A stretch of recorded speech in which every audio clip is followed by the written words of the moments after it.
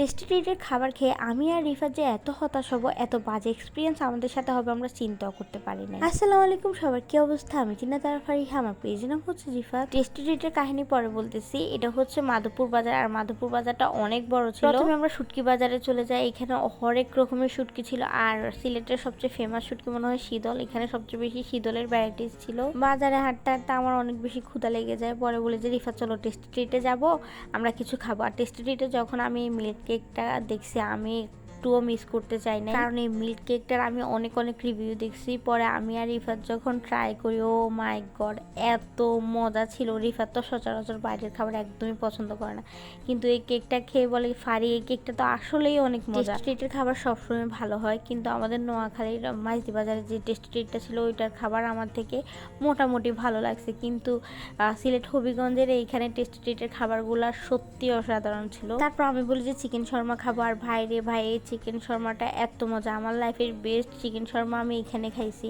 চিকেনে পুরো ভরপুর ছিল, আর মেয়োনিজে ও মাই গড অনেক মজা, সত্যি অনেক মজা ছিল এই চিকেন শর্মা। আর ভাই আমি কোনো ফেক রিভিউ দিতেছি না, আমি নিজের টাকা দিয়ে খাইছি, আমি ফেক রিভিউ কেন দিব? আমার যেটা ভালো লাগছে আমি অবশ্যই সেটা বলবো। ব্লগটাকে কোথা থেকে দেখছেন অবশ্যই কমেন্টে জানাবেন। আর দেখেন এই যে আমাদের প্রেম শুরু, আমরা যদি প্রেম না করি তখন কি আমাদের? আমরা হচ্ছে নতুন বিবাহিত দম্পতি, তাই আমরা অনেক বেশি প্রেম করি, ছবি তুলি, রং ঢং করি। তারপর আমাদের রং ঢং শেষ করে সন্ধ্যাবেলা চলে যায় ফুচকা বাড়িতে, আমার ননদ সহ।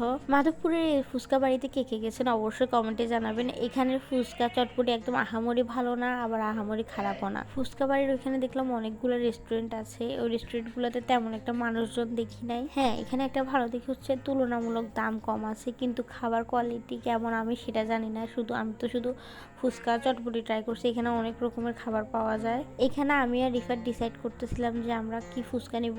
অনেকে দই ফুচকা পছন্দ করেন, কিন্তু আমি দই ফুচকা একদমই পছন্দ করি না, কারণ আমি দই এতে পছন্দ করি না, কি দই ফুচকা পছন্দ করব। ফুচকা বাড়িতে গিয়ে আমরা আবার ছবি তুলতেছিলাম, ভিডিও করতেছিলাম। আমাদের দিনকাল এইভাবেই যাচ্ছে। সবাই আমাদের দুজনের জন্য দোয়া করবেন, আমিও সবার জন্য দোয়া করি যেন সবাই সারা জীবন সুখে শান্তিতে থাকতে পারে, আমরাও যেন সুখে শান্তিতে থাকতে পারি। কিন্তু আর যা তা, আমি কিন্তু এই চিকেন শর্মাটার প্রেমে পড়ে গেছি। আমি আবারও বলতেছি, চিকেন শর্মা আর মিল্ক কেকটা এত মজা ছিল, অবশ্যই আপনারা একবার হলো ট্রাই করবেন। সবাই আমার পেজটাতে লাইক, ফলো এবং শেয়ার করে দিবেন, সবার কাছে এটা রিকোয়েস্ট। আর একটা কথা বলে রাখি, এবার সবাই কিন্তু আমার পেজ বিউটি বাই রিফাত থেকে ঈদ শপিং করে ফেলবেন, যেহেতু রোজা শুরু হয়ে গিয়েছে। আল্লাহ ফুচকা চটপটি দেখে তো আমার এখন আবার খাইতে ইচ্ছে করতেছে।